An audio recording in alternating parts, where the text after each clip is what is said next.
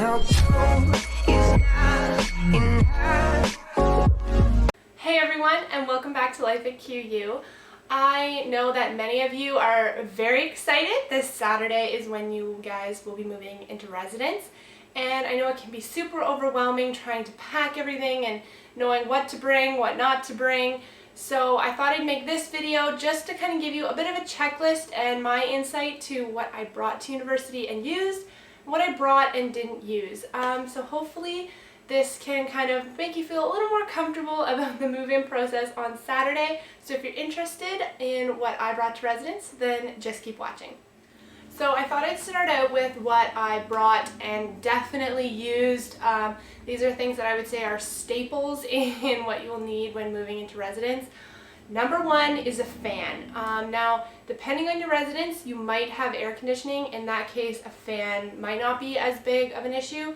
But if you don't have AC in your building, or if, like, from different things you've read, it's not as great as it's supposed to be, or whatever the case may be, the residence I lived in didn't really have AC, so a fan was a necessity. It is so hot during orientation and those first few weeks in September, and you're doing so much outside that you just want to come to a place that's super cool, and a fan definitely helps, especially when you're sleeping. I'll try with everything that I'm talking about to put like a picture up or just something, or I'll link things down below as best I can. The next thing I brought that I definitely used was a memory foam mattress topper. I got mine at Costco. Definitely worth every penny.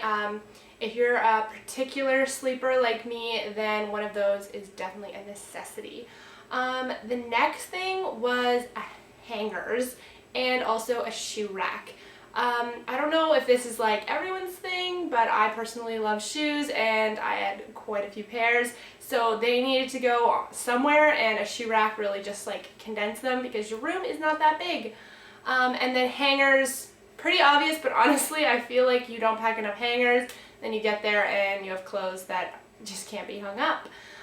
The next one is definitely a mini fridge, and I didn't keep a lot of food in it, to be honest, like a few snacks and stuff, but mostly it was drinks. And I personally love water, but every once in a while you just need something different, and having that storage of the mini fridge it makes it so much easier. And if you're a person that doesn't really eat breakfast but needs like a quick little snack before class or those 8:30 lectures, then a mini fridge is the way to go.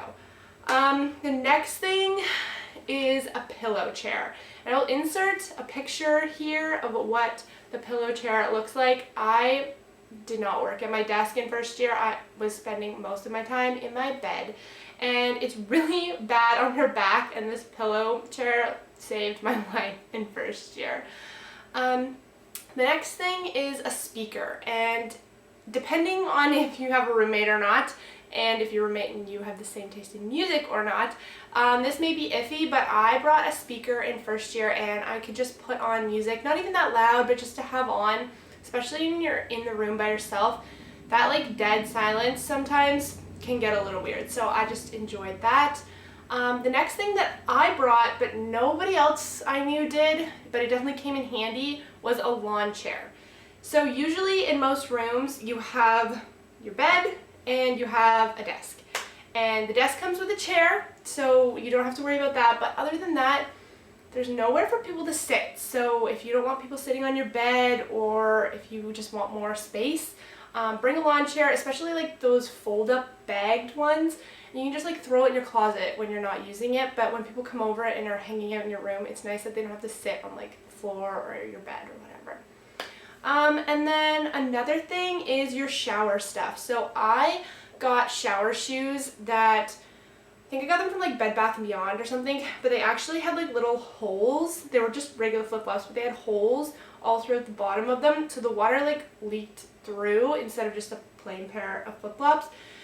And honestly, like, I actually loved them so much because they can get gross and like they stay wet and you have to dry them and stuff, and so these ones just dried on their own, and it was great. The other thing is a bathrobe. So depending on where you live and your bathroom situation, walking to and from the bathroom, sometimes like you just get out of the shower, you don't want to put on all your clothes or walk around in your pajamas, depending on what your pajamas are. So I just had a big fluffy bathrobe and I would walk to and from the shower with that, and it was just great. Power bars and extension cords. I cannot speak enough about how many of these my roommate and I had in our room. I was trying to think about it the other day before making this video, and I'm pretty sure we had 7 extension cords and 3 power bars in our room. It's just sometimes the plugs are in weird places, or depending on how your room is set up, the plugs aren't in the most convenient places. So if you want your phone charger charging by your bed or different things like that, it's definitely a good thing to have. Which brings me to my next one, which is bed risers. They're just little plastic things that you can put on your bed. They fit in the queen's dorm beds, and it's just great because you can store a ton of stuff under your bed, and space in a dorm room is super important. I actually bought ones that had a power outlet to them, and they were great because I would just have a really long phone charger and I'd plug it in at the base there, and then I always just had it right by my bed. So if you can find those, and hopefully I can find them and link them down below, but if you see them, grab them because they're awesome. So now on to what I brought to res and didn't use.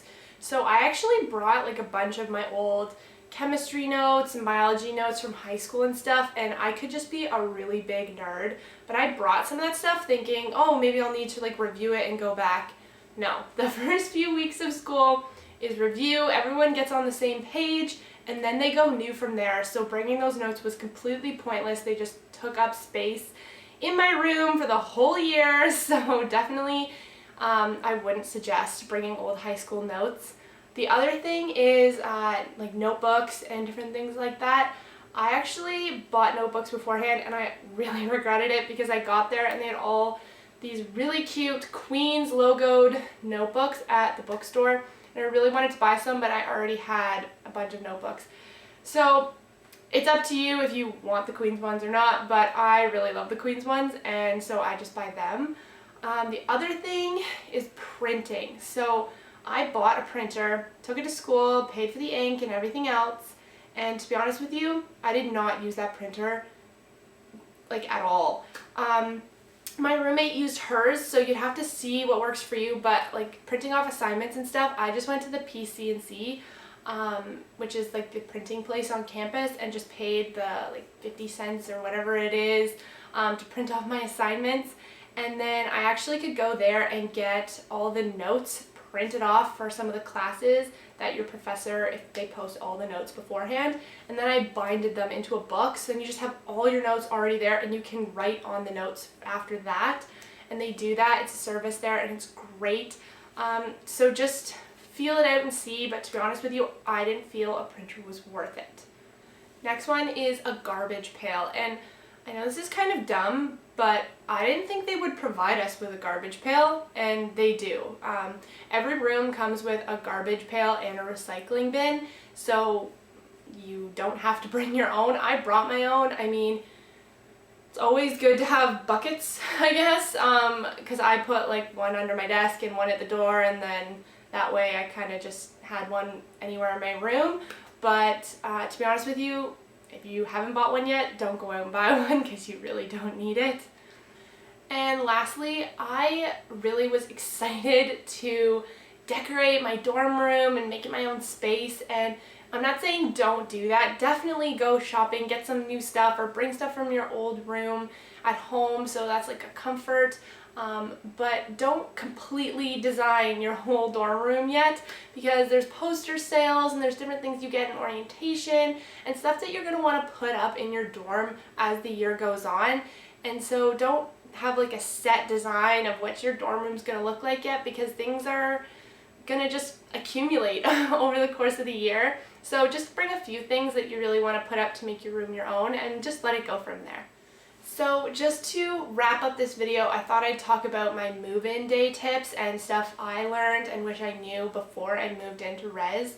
One of them is come during your appointment time that you're given, because that honestly makes the biggest difference.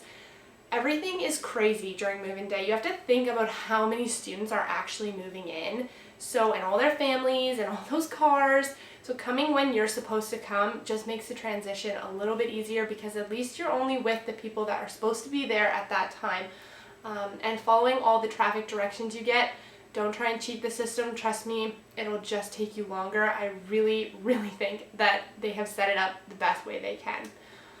The next one is stairs. Stairs are your friend. I know that it's going to be so much more work to lug up like your big rubber bins or whatever it is you're taking to like your room that's on the 5th floor of Vic or whatever. But the elevator takes forever in my opinion, and to be honest, like, you're just gonna be waiting around for it. For some stuff, I mean, don't get me wrong, moving a mini fridge up 4 flights of stairs, that's not that great, but take the elevator for that. But some small stuff that you can carry, just carry it up the stairs. It will make the process so much faster. The other thing too is, like I talked about with residents and AC, some have it, some don't, but they usually have a lot of doors open to the buildings during move-in. So the building heats up really quickly with all those people and like access to the outside weather. So water bottles are your friend that day, because it is so hot, or at least in my building, it was so hot. So bring a case of water. You can never like have too much water, and just carry it in up to your room, and then when people are moving you in and out and whoever's helping you, then they can have a drink of water and try and cool down, because it is a process moving into residence. And my 2 last tips have to do with Wi-Fi and the actual process of taking your bins from point A to point B. So with Wi-Fi, some places you need a router and other places you don't. So I would talk in your Facebook groups or with your Dawn about that. But I needed a router and I had no idea how to set up a router. They give you some instructions, but just like Google or watch a YouTube video on how to set up a router before you go, so that you kind of have an idea. You can always call IT services and they can help you too, but they're busy. So if you don't want to wait around, try and just figure it out beforehand, so that when you get there it's really easy to do. The other thing is label everything. And I'm not talking like just your big stuff. I'm saying literally everything. Scotch tape and a permanent marker, and just write your name on everything, because everyone's moving in, everyone's stuff is everywhere, and especially if you have a roommate. My roommate and I, we just dumped everything into our room, and from moving it from our cars, and then we sorted it once it was in our room. And sometimes you don't know because you bring similar stuff, or whose bin is that. So just label everything. It makes the process so much easier, and you're way less likely to lose anything. So I really hope that answered all of your questions about residence and moving in. Of course, if you have any more, then you can always message me on Instagram, and I will do my best to get back to you as soon as I can. The other thing too is residence is a time where everyone is nervous and excited and scared all at the same time, and there's a ton of emotions on move-in day, especially, you know, with like saying goodbye to family members or anything like that. Just know that everyone's in the same boat, and as cliche as that sounds, sometimes you just gotta go sit with everybody else, try and make the best of it, and just let the pieces fall as they may. Your floor is really what you make of it, and I know you guys have probably already heard that, but it truly is. I loved my floor in first year, and I can honestly say that I just put myself out there the first few days. Introduce yourself to people, because they don't know you, you don't know them, and you're living with them for 8 months, so you might as well get to know them right off the bat. I hope you guys have a great move-in day and a first little bit of university, and I'm so excited for you guys. Have a good day on Saturday. Bye!